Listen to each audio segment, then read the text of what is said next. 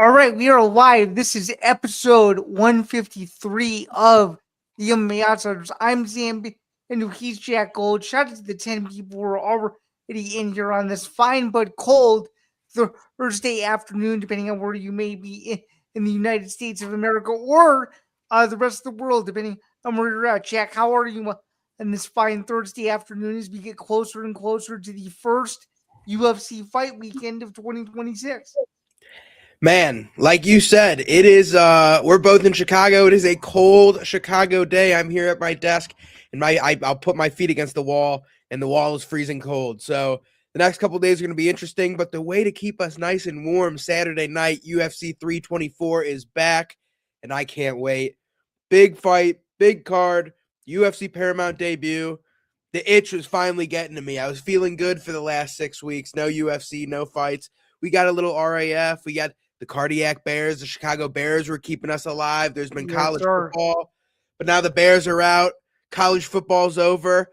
The evil gods of the NFL have put together their forces, and they're like, here's the worst 4 teams possible for the NFL playoff. Here you go. So the itch is back, and UFC 324 is here with a bang.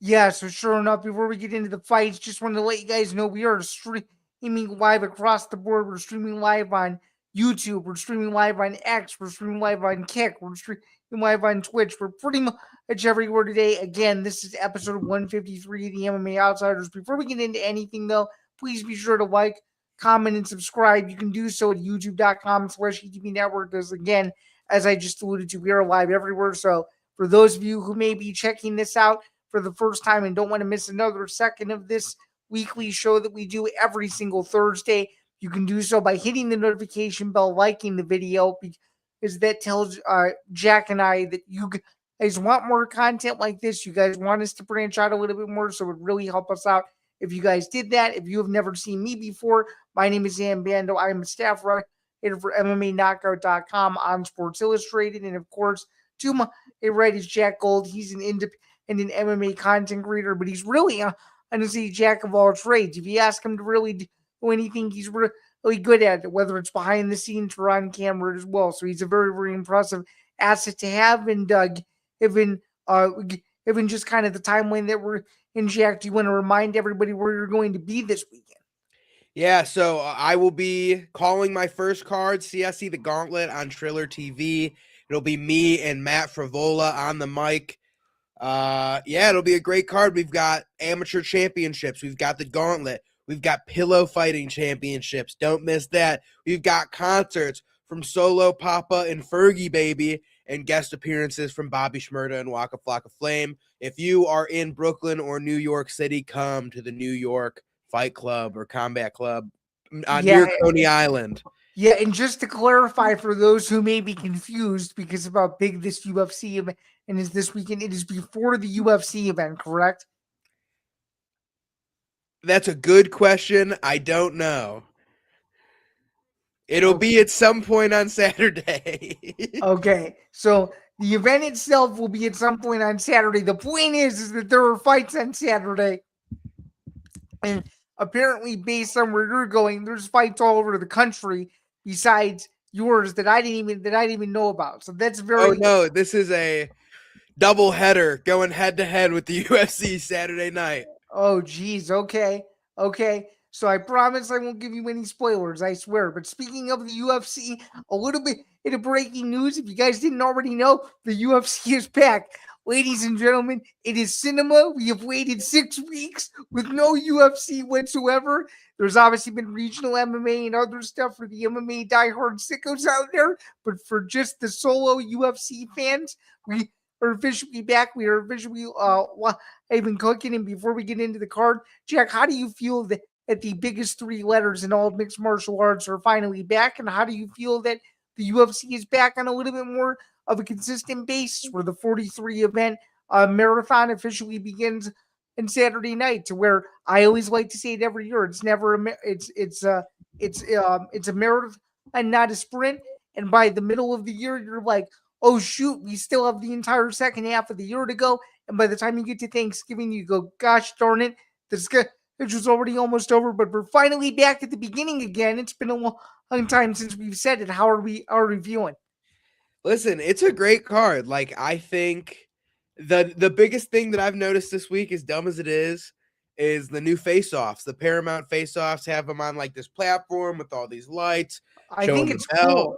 I think it's cool too. And I think the funniest video that I've seen this week, I might even be able to find it here, is Justin Gaethje was facing off with Paddy Pimblett, and one of the people in the back now one of the people in the background kind of reached out and were like, instead of like after the face off, they were like, now you kiss, here we go.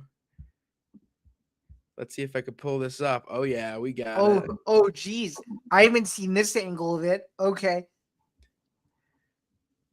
3, 2. Da-da-da-da-da-da. Oh, is it this one? No. Here we go. Bam. Here we are. Here we are.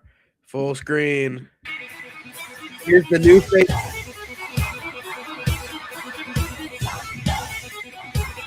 So you can kind of see they have the lights. They're using the apex. Uh-oh, we got to turn that music off. My bad. But you can see they're like looking at each other. They're facing off. They're making it real cinematic.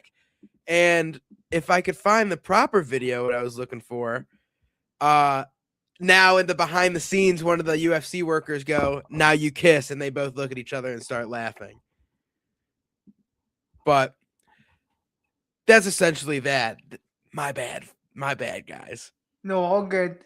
All good. It happens. I mean, you're sharing screen. Naturally, things are going to happen. Hopefully, we don't get copyright struck for the 10 seconds that we showed that. But nonetheless, though, I mean, I guess if you find the video, certainly play it. But I guess that's a perfect segue into previewing what is UFC 324. It is the first card in the United States ever. Well, not ever. You have to count a few of these other numbered UFCs that kind of follow the same trajectory. But at least for the next 7 years, for the first time ever, no more additional pay-per-view is required. For those of you who've not gotten the memo, it's one subscription, Paramount Plus, either $8.99 or $13.99 without ads. Every single UFC event, every single episode of Landman, every NFL game on CBS. Paramount is pulling at all the stops for the UFC, and it's a huge game changer. So before we preview any of these fights, just very briefly, how do we feel about the UFC no longer being strictly a pay-per-view product in the United States? Oh, Jack, you're muted.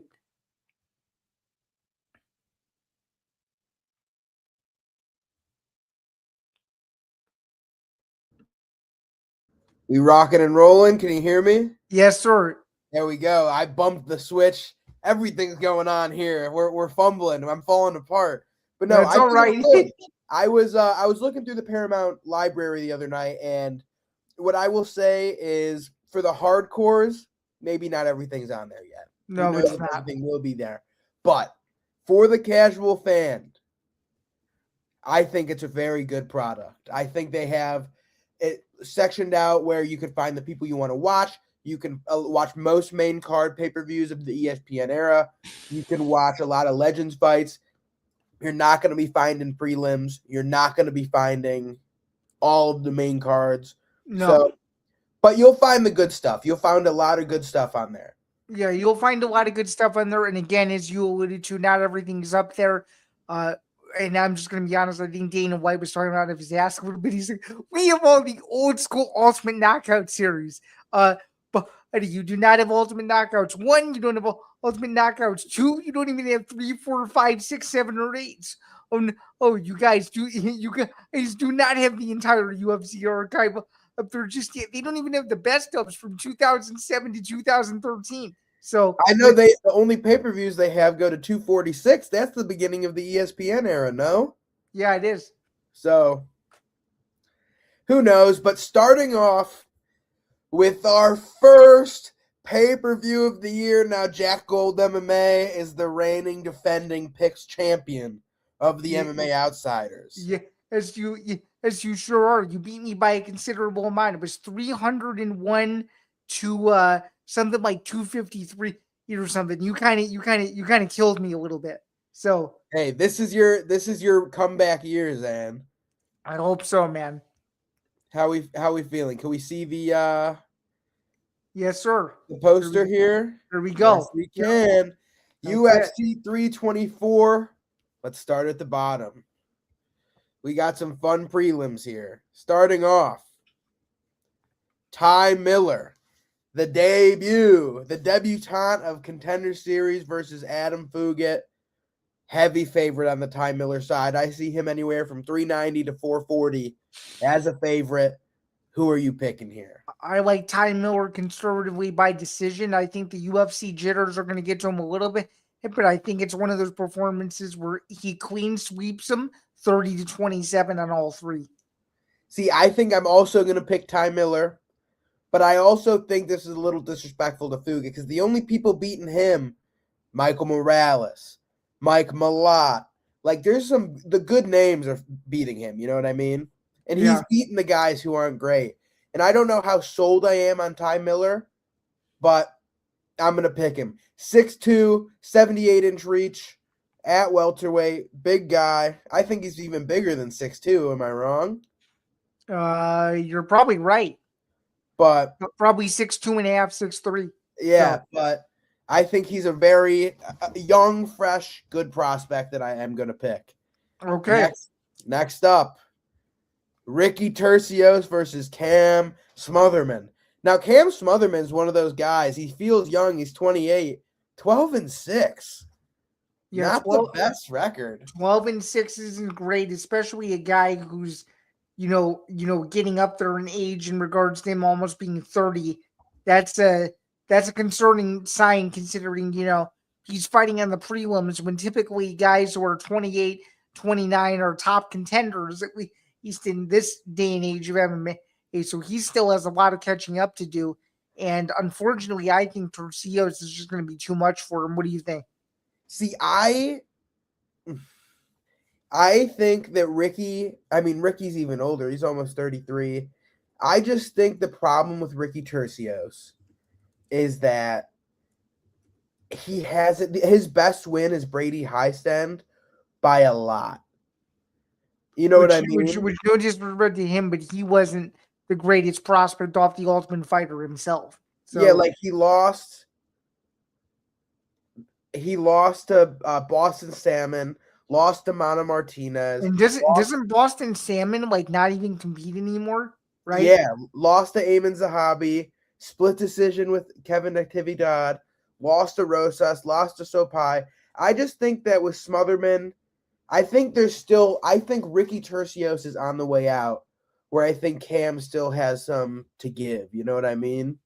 You taking him then? I'm taking Cam Smotherman to get the job done by decision. Okay. Next up, I'm sure your favorite fighter on earth. He's not. The Josh Incredible Hokit, Zan's favorite fighter. He's not. I promise you, he's not. I actually think he's really annoying. So taking on Denzel Freeman. Listen, I think the odds here are kind of nuts. Like Josh Hokit, 6'1", 73.5-inch reach as a heavyweight. Hasn't really wrestled. Like he left wrestling in college to pursue football, took that time off, and then came back. Has little T-Rex arms, and he's a -250 favorite. Give me the Olympic Training Center wrestler. Give me the LFA heavyweight champion. Give me the guy who finished Stephen Aspinall in 7 minutes. Give me Denzel Freeman.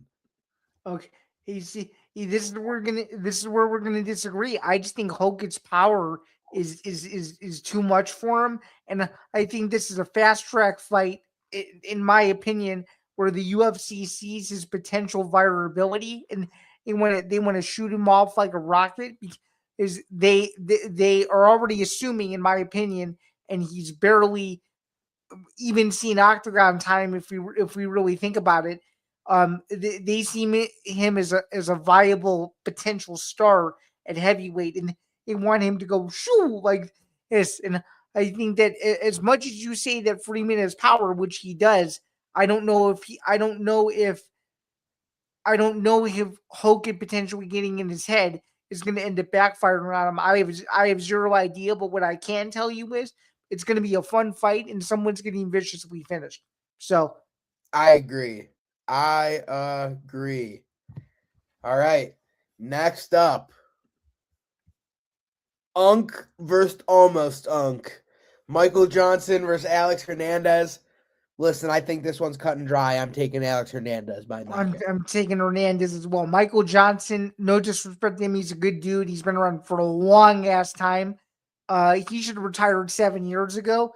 I'm surprised he's still On the UFC, 3-fight dude. win streak, I think. No, I know. I just think he's not the same version of himself that he used to be. And dude, I'm so old that I remember watching him when he was on the Ultimate Fighter, and I was 10 years old, dude. That's that's how that's how long I followed Michael Johnson's career. So, I mean, he's always in fun fights. He's just one of those guys that the UFC keeps around, in my opinion, because they know he's always going to put on good fights. And Alexander Hernandez is no slouch either. But I think Hernandez wins this fight, and I think he does so pretty impressively. And I think it's one of those fights where, Hernandez, needs to stop being a guy who's being overlooked.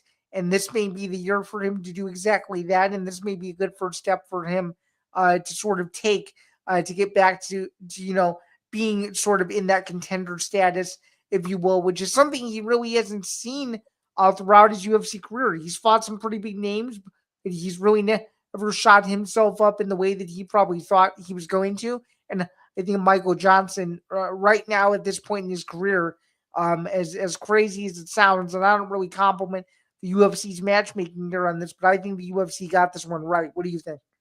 I'm excited, man. It'll be a good fight. For sure. Next up, Alex Perez versus Charles Johnson. Who do you got? I like Charles Johnson. What about you? I'm going to take Alex Perez here as the underdog. Okay. Is it because of the undisclosed rumor, or is it because of something else? I think there's a multitude of things, and I think he's due. Okay. And you're saying that he's due for like a really impressive win, is what you're saying? Even a decision. I just think he's due a win. You know what I mean? Okay. And he wants to stay in the mix of a division that has a lot of question marks at the top of it too. So yeah. And like you can't just say he's not good. Is he a pullout merchant? Oh yeah. But like I think he'll be here. I think it's close enough where you're like, okay, fight's 2 days away, all will be good. We're rocking and rolling. Okay. Next up, Nikita Krylov versus Modestas Bukauskas. Bukauskas is the minus 150 favorite versus Krylov, and I don't know how I feel about that. Go ahead, sorry. I was going to say, I think my pick easy is Krylov. Mine is too, man. I So think it's for all the reasons you just said, and I also think Krylov is due for a highlight reel finish. That's what I think. I think he's due to get back on people's radar. He'll go on some small runs, and then he'll lose one that you'll forget about. And then you're like, what happened to Nikita Krylov? He needs to leave no questions unanswered in 2026. And as we alluded to a couple fights ago, I think this is a good matchup for him. I think Modestas Bukauskas, he's getting him at the right time. And if you really think about it, even though Bukauskas is a minus 150 favorite, if you take away all the betting, politicking, if you will, this is more so a pick'em fight than anything else. So I'm with you. I'm with you on this one for sure. Not only that, it's like Nikita Krylov has fought Bogdan Guskov, who's good, Dominic Reyes, who's good, beats Ryan Spann, beats Volkan Oezdemir, beats Gustafsson, Paul Craig Fluke, Ankalaev, Johnny Walker, Glover. Like he's fought everybody, right? Bukauskas' 4-fight win streak he's on right now. Marcin Prachnio, Terrible. Who I don't even think he's in the UFC anymore, right? Nope. Rafael Cerqueira. Terrible. Ion Kutalaba split decision. Come on. And then Paul Craig. Which, by the way, that's a fight that I thought Kutalaba won, if I remember it correctly. I'm like, what? I'm like, what in the world is this? So, like, I think Nikita Krylov is just on a different level. Okay. So you like Krylov. All right. I like Krylov. Next up, we got Atiba Gauthier taking on Andre Puliev. Now, I was telling Zain off air, I think this is a huge spot for a possible upset. Like, Puliev has a much better opponent record than Atiba's ever fought. However, I think Atiba's a legit specimen. Like, I think he is something special. So I think he's going to get the job done. Yeah. I got Gauthier, man. I think he's a fun prospect. I think he likes to fly around. He's never in a boring fight, and I think it's one of those fights where you won't want to miss it because to me it's one of the most underrated fights on the whole card because guys like these to me are the future generation of the UFC. And if you want to talk about them fighting on a big platform like Paramount Plus, especially people who have never seen either of these two guys before, it's a very, very interesting fight. So are we in agreement there? I agree for sure. And it's like Puliev typically is bigger and has a longer reach than all of his opponents. Not Atiba, so we'll see. All right. Now, we have a former champion taking on a former title challenger. It's Umar Nurmagomedov taking on Davison Figueiredo. My prediction is pretty simple. I think I've learned my lesson for the last 7 years to really never bet or pick against Nurmagomedov. And even though Davison Figueiredo was the UFC flyweight champion many moons ago, again, it was many moons ago, and you don't know what Davison Figueiredo you're going to get. And to be quite fair, he didn't fight his best against Montel Jackson, and I think Umar Nurmagomedov is out to continue to make statements and show that he's one of the best bantamweights in the world that doesn't currently have a title or another title shot yet. So therefore, I think Umar Nurmagomedov's wrestling is going to be too much, and I just think Davison Figueiredo is on the downswing of his career, and I think this is a bad matchup for him. What do you think? First round finish from Umar. Okay. That's what I think.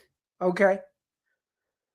All right. It'll be a good fight. Next up, the first fight of the numbered event era on Paramount. Zain, take it away. Yeah, this should be a good one. So we have Arnold Allen taking on Jon Silva. And to me, this is a potential fight of the night candidate. If I've ever seen one, I think this is going to be an all-action slugfest. But I think Jon Silva's due for another highlight reel win, and I think he finishes Arnold Allen. What do you think? As much as I want Arnold Allen to win, I think you're right. I think it's about to be a left hook knockout from Jon Silva. Okay. Next fight, we have Rose Namajunas taking on Natalia Silva.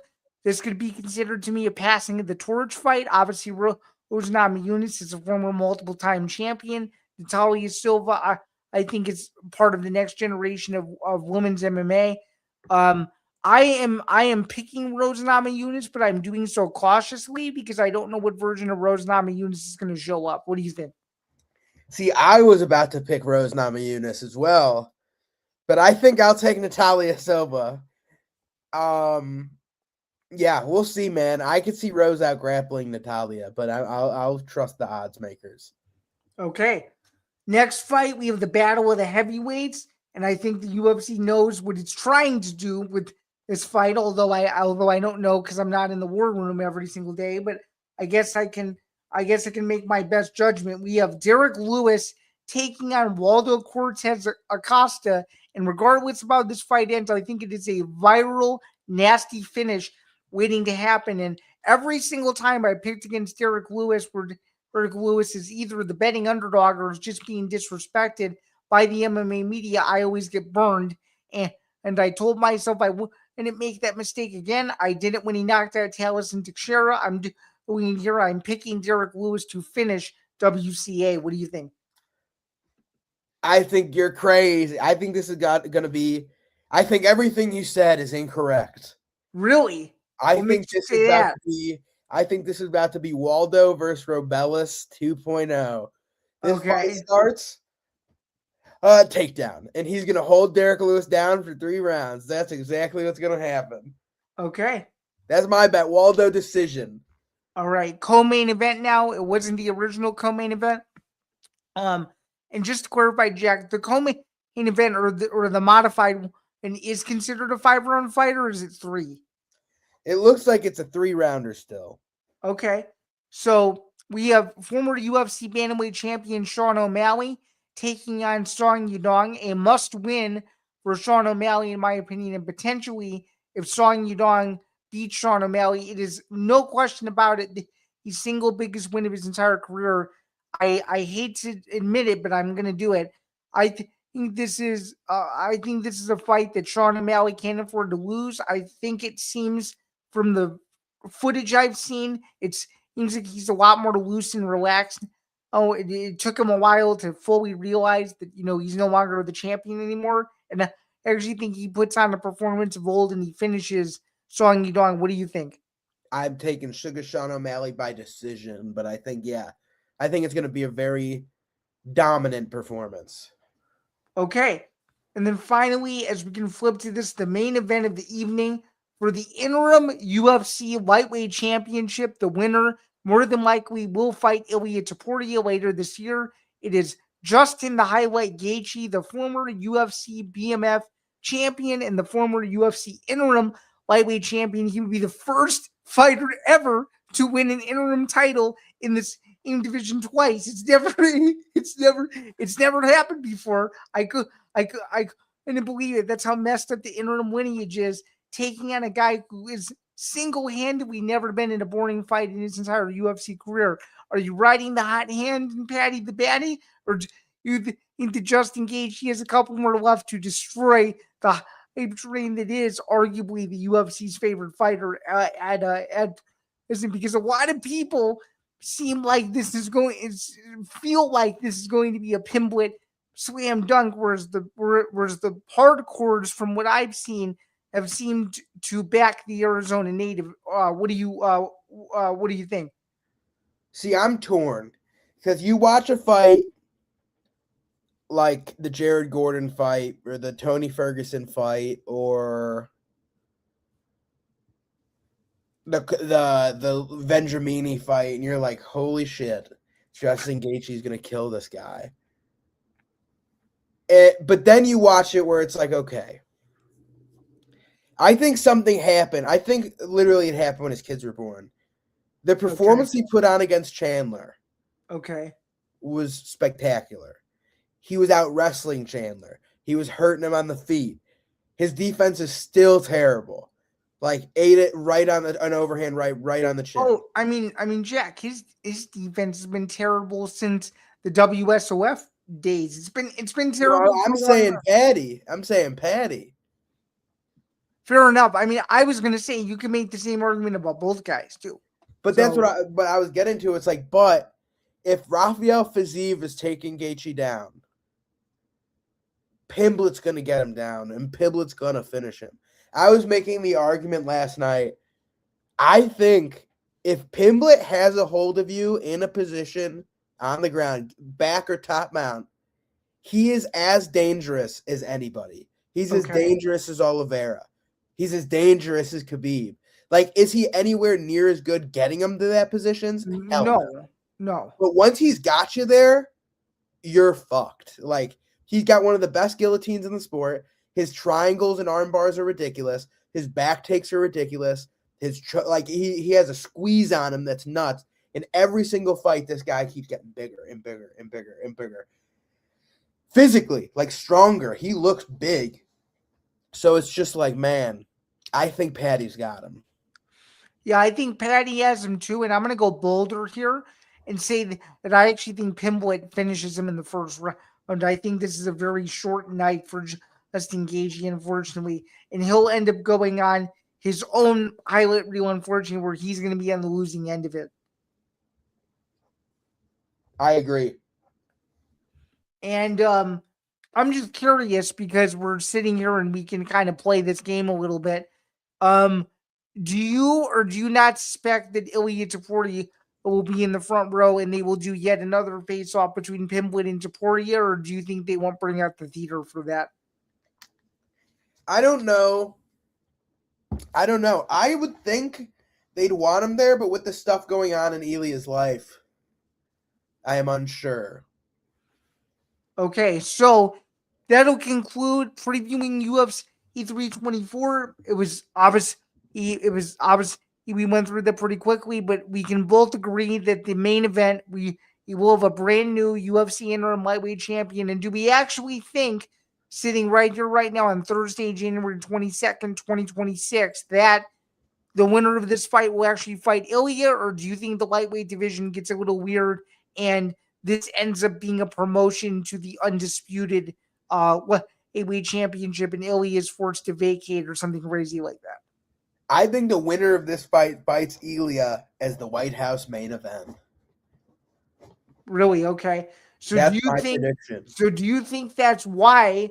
So wait a minute. So just so I can understand the dot connecting here, do you think that's why the UFC is so adamant on starting matchmaking Monday of this coming week instead of Tuesday like they usually do?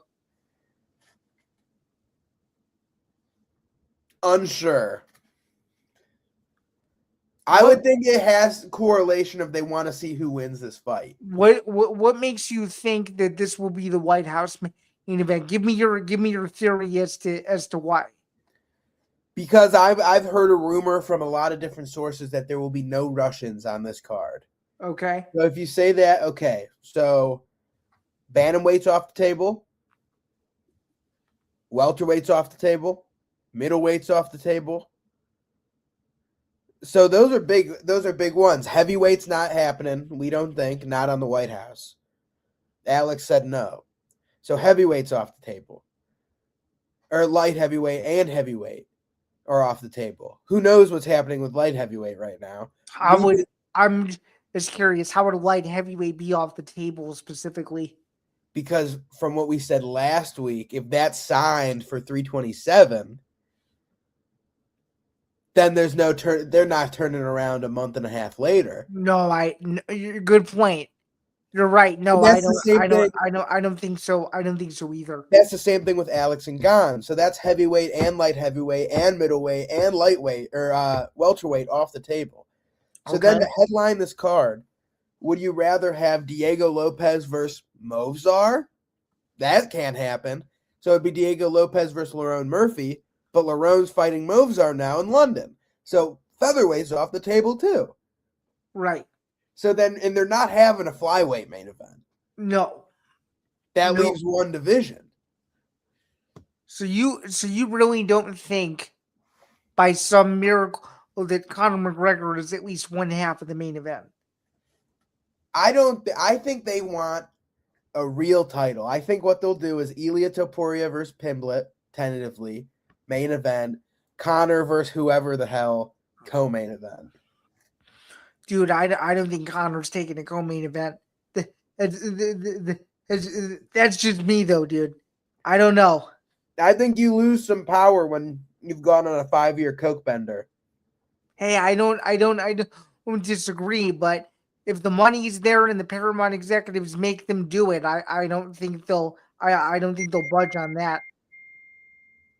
Because think about it, do we really want to sell a non-American? Because Paramount's probably thinking, do we really want the UFC to sell a non-American to advertisers as the main event of the big promo they're going to do for it? You get my that's what I'm saying too. Conor's not American. I know, but he could be fighting an American headliner. He could be. Who knows? It could be this fight. It could be Max Holloway. Let me ask you. So those are all off the table. I would think they're not putting them for slaughter in the main event. I think if you have a reasonable main event, the three options are Michael Chandler. Okay. Which Dana just said no to in an interview. Okay, hey, I'm just curious. What do we really think? What do we think is really going on there? Because when Chandler was told that, he was very, very confused. What do we think is what do we think truly is really happening there? I think Chandler's delusional. Like I love him. He's a funny guy, but it's just like that was 4 years ago. That's true. It was. 4 years ago. So it's like now it's like fuck, man. Now he's off the table. Supposedly now Jorge Masvidal's in the mix. Is he like he looked awful in his last fight? Like, are He we did. He hasn't won a fight in 3.5 years. even outside the ring? He lost to Nate Diaz in boxing. I know. In a horrible fight, by the way. It's one of the worst boxing matches I've seen in a very long time. It was a terrible fight. So it's just one of those things where it's like, are they? What do you tell me? Unk Connor versus Unk Masvidal is a bigger, better fight than Ilya versus Paddy for the undisputed lightweight. I'm not saying it's bigger. I'm talking about from a business perspective. What does the UFC really want to try to sell Paramount? Because I don't know. I don't sell them a one-off. I would say the one-off is the co-main to get some big numbers on. But Okay. Ilya and Paddy are the stars of now. Okay. And that's what you got to sell. You got to sell what's happening now. Connor and whoever ain't coming back. So it's like, all right, they have their fight. It's over with. The main event is the people who are going to fight for Paramount multiple times. Okay, so you think if the UFC does it the right way, it's going to be a passing of the torch kind of thing. Lightweight to lightweight. Okay.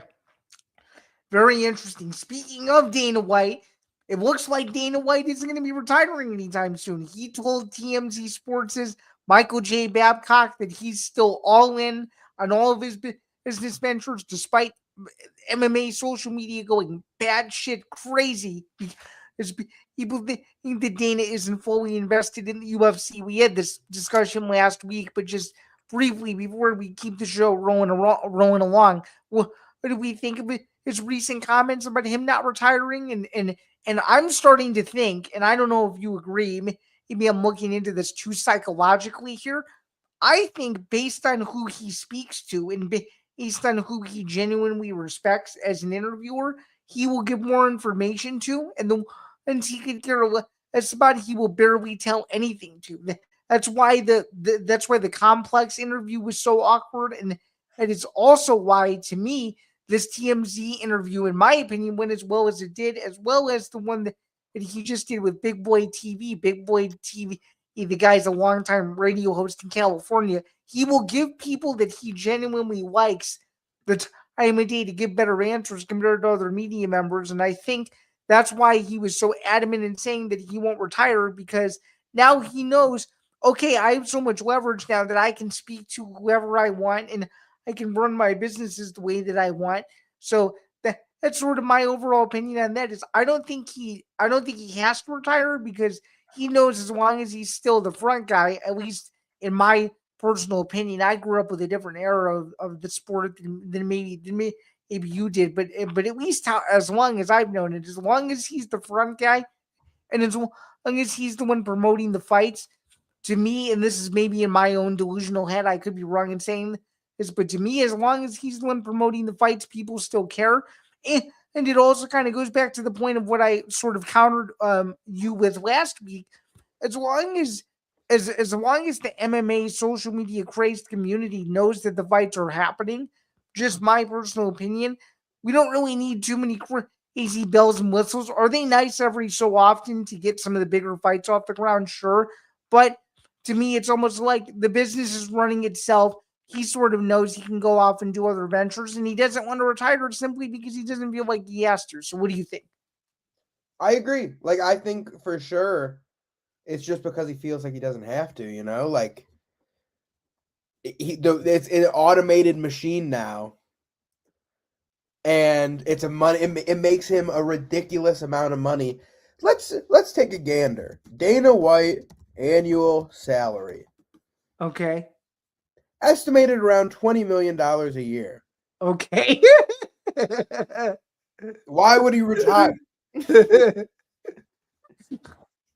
million a year to sit and do very selective interviews, make as many videos as he wants, goes to gamble as many times a week as he wants, and runs a couple businesses that you or I probably know nothing about. Yeah, dude is going absolutely insane. Yeah. But hey, when you're making money like that, you can do whatever you want, I guess. So I mean, I'm just curious because he was kind of hinting that one of the last big things he wanted to do in his career was go to Africa. I'm not about to ask you about whether they're going to go to Africa or not, but They're given not. all, I get it, but I'm just saying, given all of the success that he's brought to the sport and now he's rebuilt the sport, like what else, just from an outsider standpoint, because I try to figure this out myself and I can't really figure it out.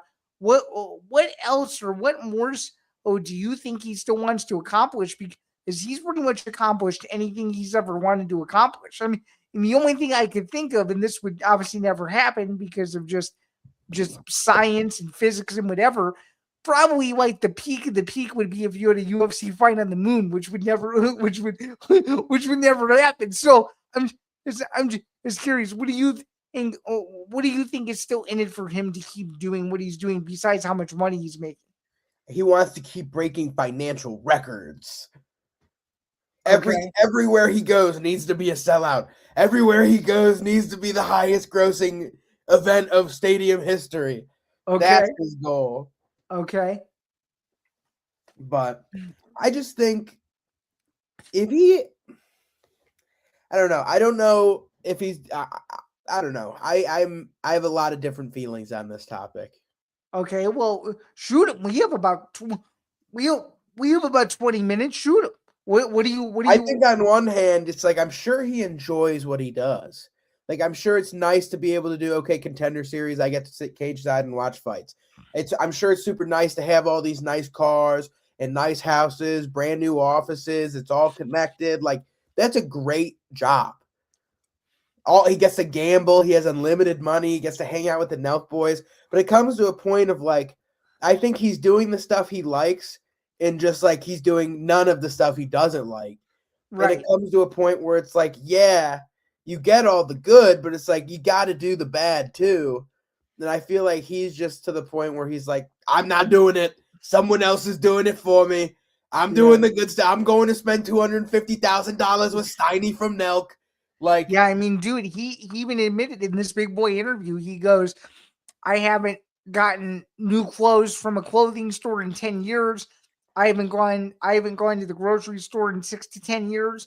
And I barely, and I barely cook any of my own food. He admitted it. He admitted all of it. And when you're making money like that, good. Yeah. What do you think? What do you think about it?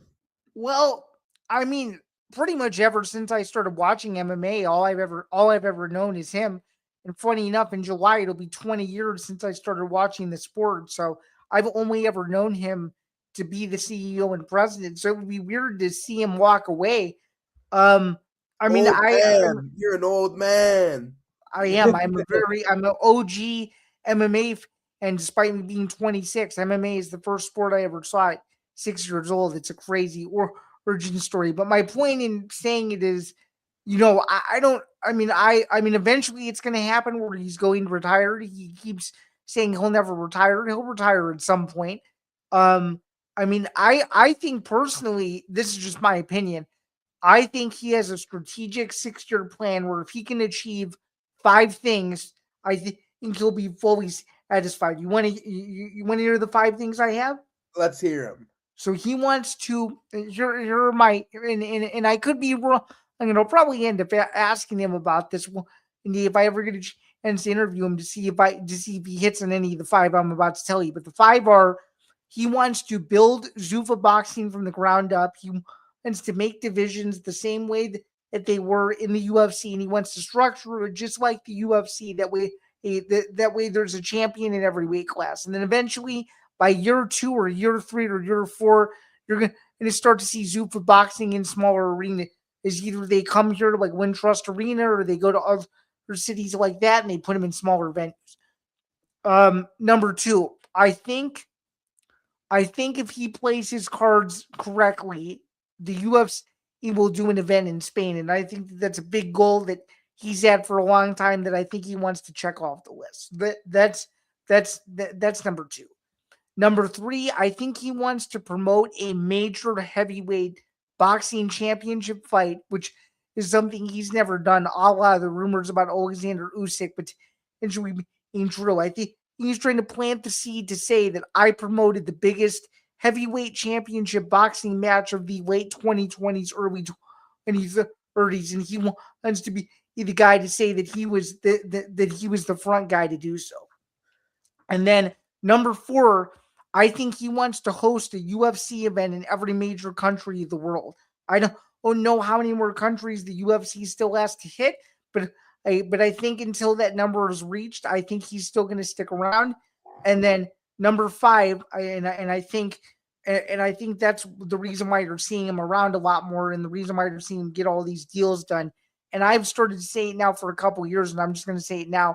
I think eventually he wants Hunter Campbell to take over for him. So I think the more that he's giving to Hunter, the more incentive it is to where in 5 to 10 years he'll just be promoted as president, and it will be no big deal at all. So those, I think, are his 5 goals that he wants to hit by the time the Paramount deal is officially over. What do you think? I agree. I agree with every single one of those. I like that.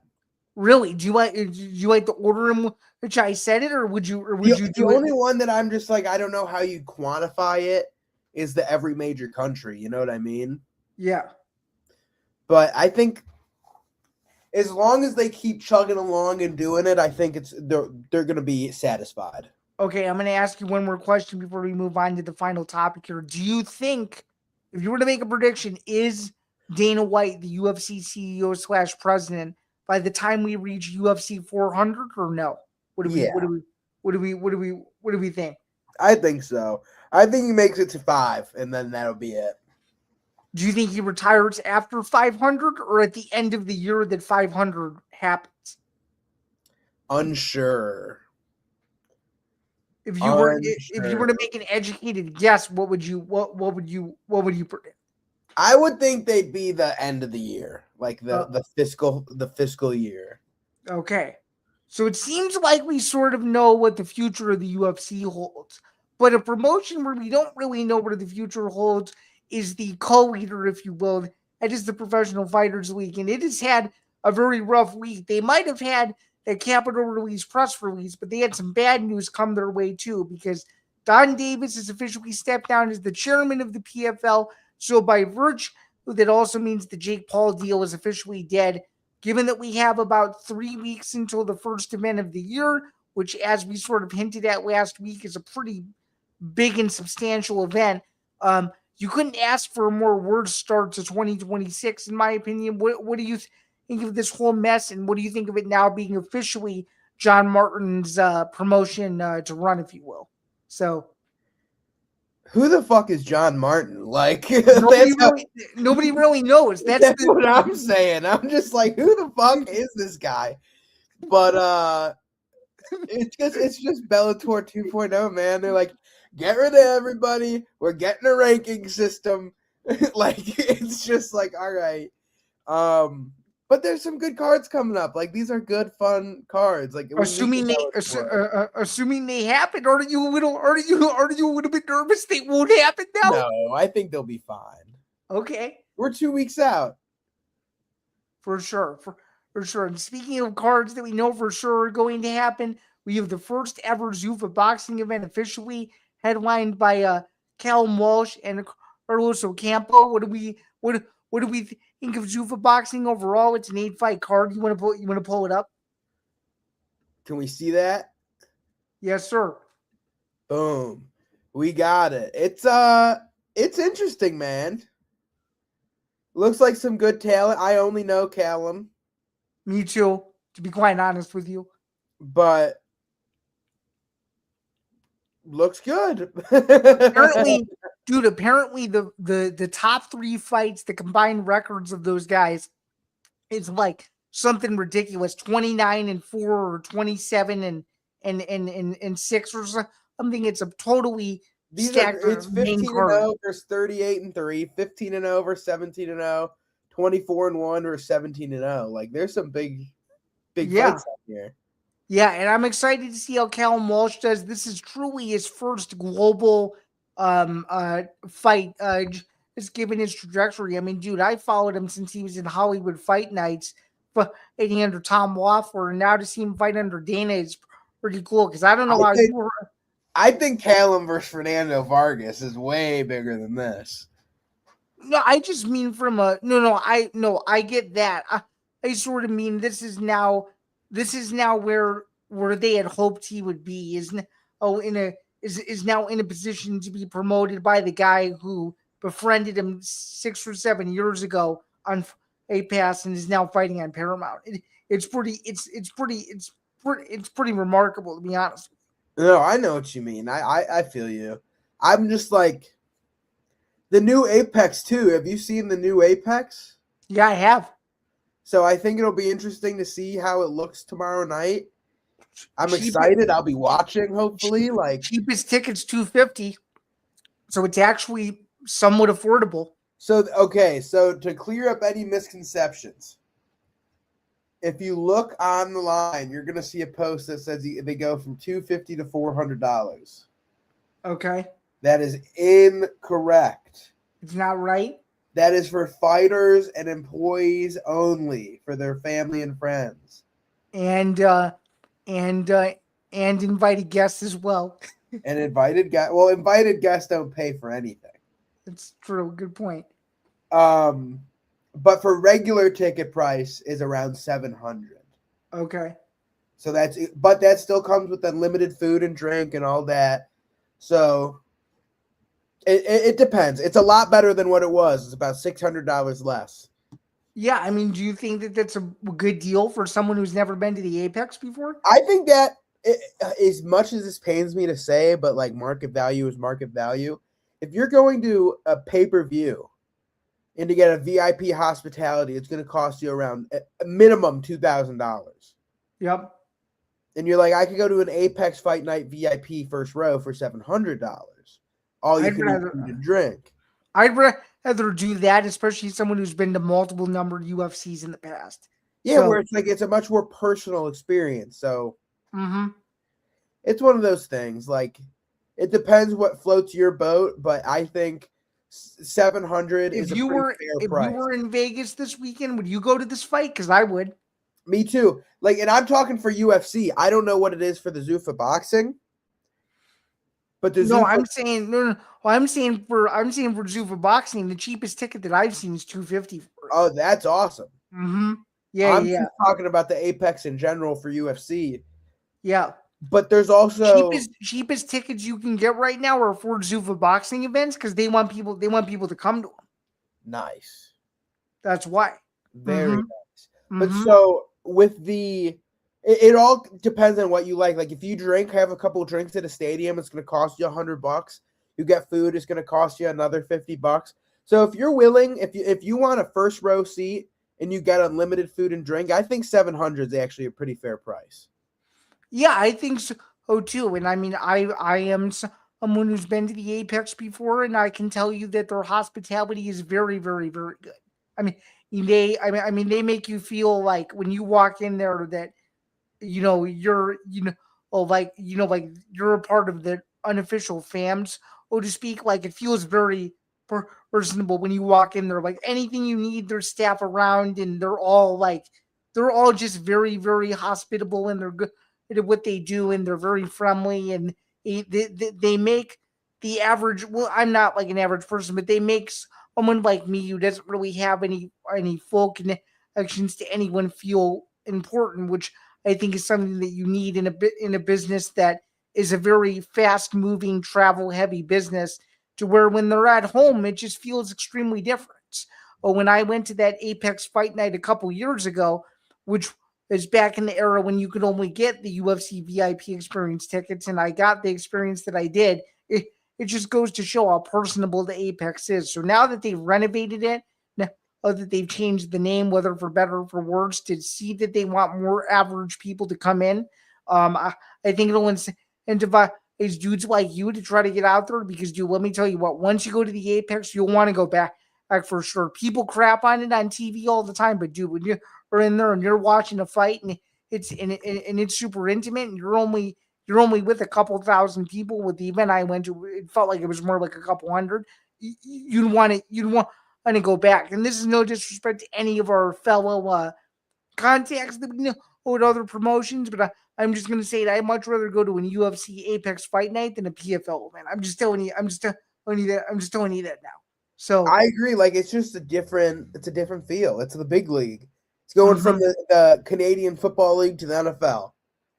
For sure. And speaking of big money, and we could and just to clarify, we're both taking Walsh to beat Ocampo, right? Yeah, let's do some quick picks here. We're both going Callum Walsh. Okay. I'm gonna go with Misael Rodriguez on this one. Huge favorite, I guess. I've got Rodriguez as well. What about the next one?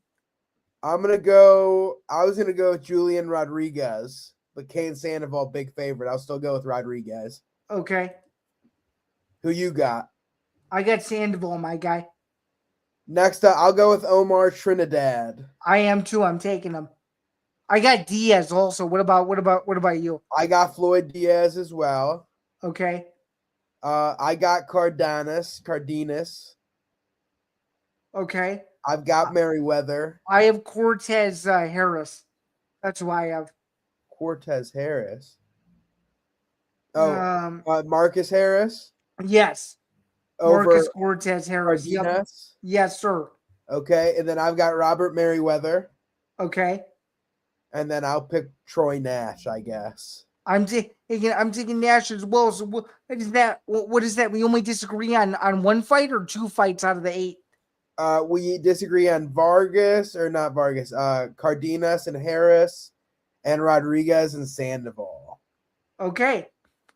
So yeah, those are Zuffa Boxing 1 picks. Let's see how we do. I'm hoping to go undefeated, and in fact, I've been picking Zuffa Boxing fights since they did their smaller shows last year. So technically, according to Tapology, I'm 13-5-2. But for you, my friend, it's a clean slate of 0-0. Given that you don't know any of these guys, if you were to predict how you're going to do on this card, how do you think you'll actually do? I've got a good feeling. I think Kane Sandoval probably gets the job done. Okay. But other than that, I think I'm rocking and rolling.